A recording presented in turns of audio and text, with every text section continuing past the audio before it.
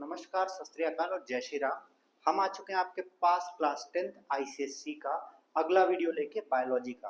Plant 10th ICSC का जो biology है वो दो पार्ट में डिवाइडेड है, प्लांट और एनिमल, मतलब ह्यूमन फिजियोलॉजी। तो प्लांट फिजियोलॉजी या प्लांट का ये लास्ट चैप्टर है, केमिकल कोऑर्डिनेशन इन प्लांट्स। अब बात करते हैं कि आखिर केमिकल कोऑर्डिनेशन होता क्या है। कोऑर्डिनेशन का बेसिक मतलब होता है ये बच्चों कि अगर कोई भी चीज को काम कराना है तो सही तरीके से कर पाए या नहीं कर पाए। जैसे कि अब ये ताला जब हमें बंद करना है तो उसी के साथ साथ इसको भी अंदर करना होगा, तभी ये ताले का काम होगा। ये मेरा कोऑर्डिनेशन है, मेरा कोऑर्डिनेशन सही है। पर अगर हम इसको बाहर लगा के ऐसे बंद करेंगे तो ये काम नहीं करेगा, इसका मतलब मेरा कोऑर्डिनेशन गलत है। कई बार क्या होता है कि जब आप लोग चलते हैं, आपका सही से कोऑर्डिनेशन नहीं होता, आप सही से चल नहीं पाते हैं, आप किसी चीज से लड़ जाते हैं। अंधेरे में किसी के घर चलते हैं तो लड़ जाते हैं, उसी चीज को कहते हैं कोऑर्डिनेशन। और प्लांट्स भी इसी कोऑर्डिनेशन की बात करते हैं। हमेशा कोऑर्डिनेशन में जनरली दो लोग इन्वॉल्व होते हैं। एक कोई केमिकल इन्वॉल्व होता है या तो नर्व्स होते हैं। पर यहाँ पे अगर हम बात करें तो यहाँ दो टाइप के मूवमेंट प्लांट्स करते हैं और सारे लोग उसी पे बेस्ड हैं।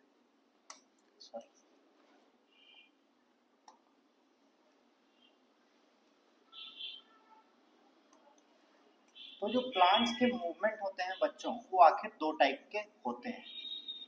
एक होता है ट्रॉपिक मूवमेंट, और एक होता है नेस्टिक मूवमेंट। ट्रॉपिक मूवमेंट जो होता है वो रिस्पॉन्सिबल फॉर ग्रोथ होता है। क्या होता है बच्चों? रिस्पॉन्सिबल फॉर ग्रोथ होता है। मतलब प्लांट या प्लांट के ऑर्गन जो ग्रो करते हैं वो किस मूवमेंट के कारण करते हैं? ट्रॉपिक मूवमेंट के कारण करते हैं। दूसरी बात कि ये स्लो होता है, जिसके कारण stimulus should be present for a long time. Stimulus should be present, stimulus वो जिसके कारण ये ग्रो कर रहा है। Stimulus should be present for a long time.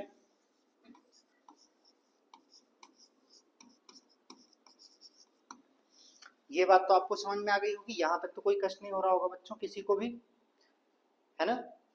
वहीं नेस्टिक मूवमेंट की अगर हम बात करते हैं,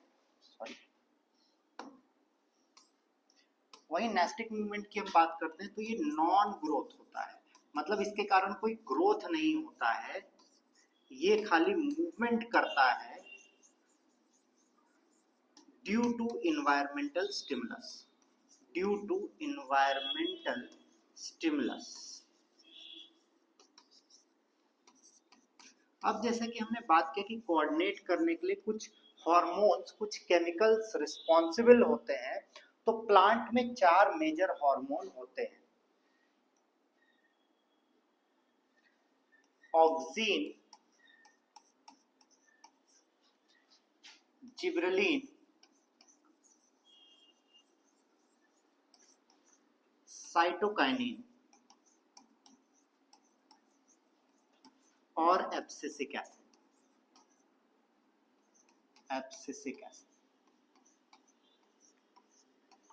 तो आइए एक एक करके इन चारों की बात करते हैं। बहुत ज्यादा तो इनके बारे में आपको पढ़ना नहीं है, पर हम बात जरूर करेंगे इनकी। तो ये प्रेजेंट होता है,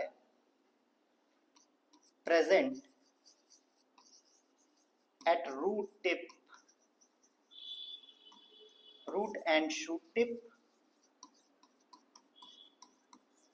मतलब helps in elongation।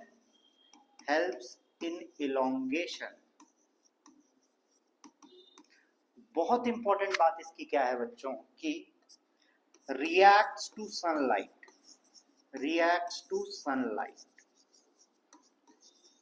मतलब एक तरीके से अगर हम ऑक्सीन की बात करें तो ऑक्सीन एक वैम्पायर होता है। मतलब जिस साइड लाइट पड़ती है उसके अपोजिट साइड को ये ग्रो कराता है। आइए बात करते हैं हम क्या कहना चाह रहे हैं। ऑक्सीन की खोज की थी F.W. वेंट ने। अगर ये प्लांट का टिप है और सन यहां से आ रहा है, तो जो ऑक्सीन है वो इसके अपोजिट साइड चला जाएगा। इधर नहीं, अपोजिट साइड, सन के अपोजिट साइड, और इसी अपोजिट साइड को ग्रो कराएगा, जिसके कारण ये थोड़ा सा बेंट हो जाएगा, ये थोड़ा बेंट हो जाएगा, क्योंकि ये ज्यादा ग्रो कर जाएगा ऑक्सीन के प्रेजेंस के कारण। अब अगर सन दोबारा यहाँ आ गया तो ये ऑक्सीन उठ के इस साइड चलाएगा। तो ऑक्सीन जो है वो सनलाइट के अपोजिट वाले साइड को हमेशा ग्रो कराता है। तो मेन ऑक्सीन का काम यही होता है बच्चों। आई होप आपको कोई कष्ट नहीं होगा इस बात में, ठीक है। जिब्रेलिन की बात करते हैं तो ये सेल डिवीजन को प्रमोट करता है, सेल डिवीजन को प्रमोट करता है। और कब प्रमोट करता है? In presence of oxygen, in presence of oxygen. तो अगर ऑक्सीन रहेगा तो ये सेल डिवीजन को प्रमोट करेगा, मतलब जितने भी सेल हैं उन सारे को डिवाइड करवाना स्टार्ट कर देगा। सेल तेजी से डिवाइड करेंगे ताकि ग्रोथ बढ़ सके, ठीक है। दूसरा काम ये करता है, सीड डॉर्मेंसी को ब्रेक करता है, सीड डॉर्मेंसी को ब्रेक करता है। अब इसका मतलब क्या हुआ बच्चों? कई बार जो सीड होते हैं वो ऑप्टिमम कंडीशन न मिलने के कारण ग्रोथ बंद कर चुके होते हैं, पर ये क्या करता है, उस सीड डॉर्मेंसी को ब्रेक करता है और उसको वापस रीग्रो कराने में हेल्प करता है, ठीक। और इसके साथ साथ स्टिमुलेट करता है, stimulates elongation of shoot, elongation of shoot. तो इतने काम ये बेचारा एक साथ करता है। वहीं अगर बच्चों हम साइटोकाइनिन की बात करें, एक बार देख लें, आपको कहीं दिक्कत नहीं है? चलिए, आपको दिक्कत नहीं है। ये नोट्स आपको पता ही, आपको कहाँ मिलेंगे? हमारे टेलीग्राम चैनल पे ये आपको मिल जाएंगे। तो साइटोकाइनिन डिले करता है एजिंग ऑफ लीव्स, डिले करता है एजिंग ऑफ लीव्स, और प्रमोट करता है फ्रूट राइपनिंग को, प्रमोट करता है फ्रूट राइपनिंग को, ताकि जल्दी जल्दी पक सके, ठीक है। Helps in opening of stomata, opening of stomata में हेल्प करता है। वहीं अगर हम एब्सिसिक एसिड की बात करें बच्चों, एब्सिसिक एसिड की बात करें तो ये एजिंग ऑफ लीव्स को प्रमोट करता है, एजिंग ऑफ लीव्स को प्रमोट करता है। ये जो एजिंग ऑफ लीव्स है इसको हम लोग सेनेसेंस भी कहते हैं, सेनेसेंस। तो एजिंग ऑफ लीव्स को एब्सिसिक एसिड प्रमोट करता है बच्चों, ये बात आपको याद होनी चाहिए, ठीक है। ये सारे गलत गलत काम करता है। प्रमोट करता है डॉर्मेंसी को, प्रमोट करता है डॉर्मेंसी को, सीड्स और बड्स दोनों में, सीड एंड बड्स, बड्स मतलब कली।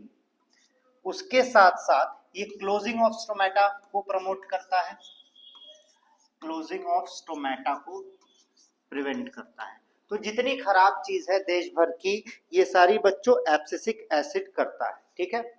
और एक इंपॉर्टेंट चीज, जो डिटैचमेंट ऑफ लीफ होता है, detachment of leaves from plant, वो भी कौन करता है? वो भी एब्सिसिक एसिड ही करता है। तो ये नोट्स आपको पता ही है कहाँ मिलेगा।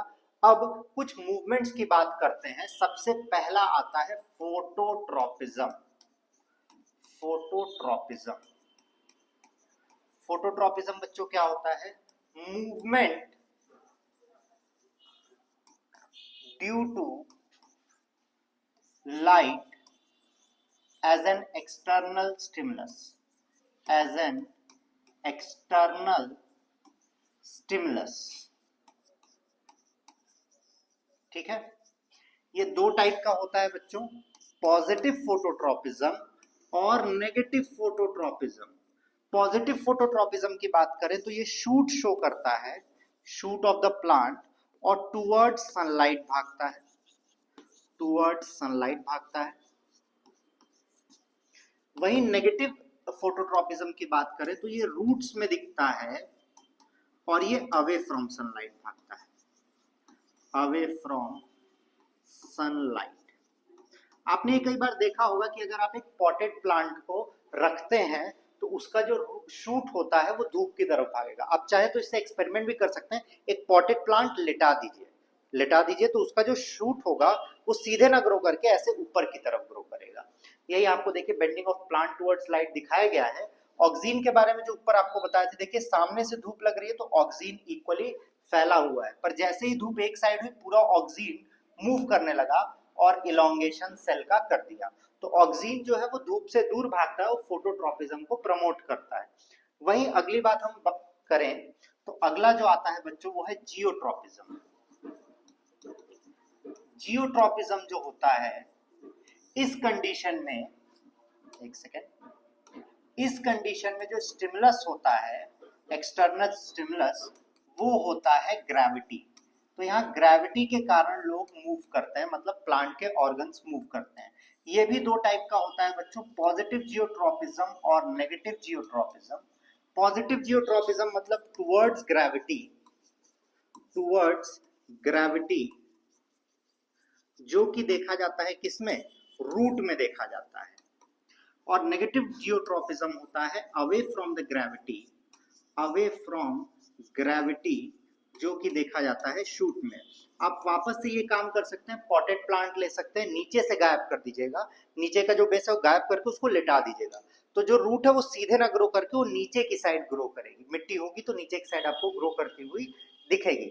यहाँ पे देखिए आपको ये एग्जांपल दिख भी रहा है कि पॉटेड प्लांट अगर सीधा है तो शूट जो है वो अवे फ्रॉम ग्रेविटी जा रहा है और रूट टुवर्ड्स ग्रेविटी जा रहा है।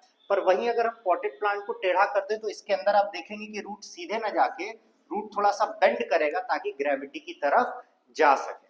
ठीक है, अगली बात करते हैं बच्चों हाइड्रोट्रॉपिज्म की। ये बहुत ही ज्यादा इंपॉर्टेंट होता है हाइड्रोट्रॉपिज्म। अब आप कहेंगे सर क्या इंपॉर्टेंट, ये सब तो हम पढ़ते रहते हैं, हाइड्रो का मतलब पानी होता है, पर लेकिन किंतु परंतु बंधु, हाइड्रो का मतलब आपने बात तो सही की, स्टिमुलस इज वाटर, बट जो प्लांट है, प्लांट के लिए वाटर बहुत ही इंपॉर्टेंट होता है। और इसी वाटर को एब्जॉर्ब करने के लिए आप डिफरेंट टाइप्स ऑफ रूट भी देखते हैं, टैप रूट देखते हैं, फाइब्रस रूट देखते हैं। कई सारे डेजर्ट प्लांट को जब आप देखेंगे ना, जैसे कि कैक्टस होता है, कैक्टस का रूट बहुत दूर तक फैला होता है सिर्फ वाटर को खोजने के लिए। देखिए यहाँ पे एक एग्जांपल भी दिया गया है कि अगर वाटर जस्ट नीचे और नीचे हाई मॉइस्चर कंटेंट है तो जो रूट्स है वो सीधे सीधे नीचे आएंगे। पर अगर प्लांट को हम ऐसी जगह रखें जहां पे जिस सॉइल में वो है उससे ज्यादा मॉइस्चर कंटेंट, उससे ज्यादा पानी, उससे थोड़ी दूर है, तो सारे रूट उस साइड बेंड कर जाएंगे। ठीक है, अगली बात करते हैं थिग्मोट्रॉपिज्म की। थिग्मोट्रॉपिज्म,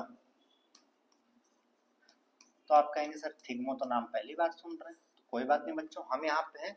यहाँ पे आपका जो स्टिमुलस होता है बच्चों वो टच होता है, क्योंकि हम स्टिमुलस ट्रॉपिक मूवमेंट की बात कर रहे हैं, मतलब यहाँ पे ग्रोथ की बात होगी। एक और मूवमेंट होता है जिसे हम कहते हैं थिग्मोनेस्टिक मूवमेंट, वो भी टच के कारण ही होता है। पर नेस्टिक मूवमेंट में कोई ऑर्गन ग्रो नहीं करता है, जैसे टच मी नॉट प्लांट है, आप उसको टच करेंगे तो वो क्लोज होने लगता है। ठीक है, और वो क्लोज हो जाएगा तो वो नेस्टिक मूवमेंट कहलाएगा। ठीक है, अब अगर हम टच की बात करें तो यहाँ पे आप देखते हैं जो वीक स्टेम्स होते हैं, टेंड्रिल्स होते हैं, वो कोई सपोर्ट पाके ग्रो करने लगते हैं और इस टच पाने के बाद ही ये चीज देखी जाती है। थिग्मोट्रॉपिज्म के बाद आता है बच्चों कीमोट्रॉपिज्म। कीमोट्रॉपिज्म आप लोग ने पॉलिनेशन पढ़ा होगा, फर्टिलाइजेशन पढ़ा होगा, तो आपको ये पता है कि जैसे ही पॉलन ग्रेन लैंड करता है वो एक मैसेज भेजता है ओव्यूल को, और अगर ओव्यूल कहता है कि सेम केमिकल है तो ये उसी लाइन से पॉलन ग्रेन ग्रो कराता है। अब ये पॉलन ग्रेन को रास्ता कैसे पता चलता है, पॉलन ट्यूब बनाने के लिए यहाँ से केमिकल सिक्रीट हो रहा होता है ओव्यूल से, जो इसको केमिकल की तरफ ग्रो कराने में हेल्प करता है। ठीक है, और इसी को हम कहते हैं बच्चों कीमोट्रॉपिज्म। तो ये चैप्टर यहीं पे खत्म होता है इन वन शॉट। आपको नोट्स मिल जाएंगे टेलीग्राम पे, हमें लाइक शेयर सब्सक्राइब करना बिल्कुल भी नहीं भूलिएगा। जय श्री राम, बाय बाय।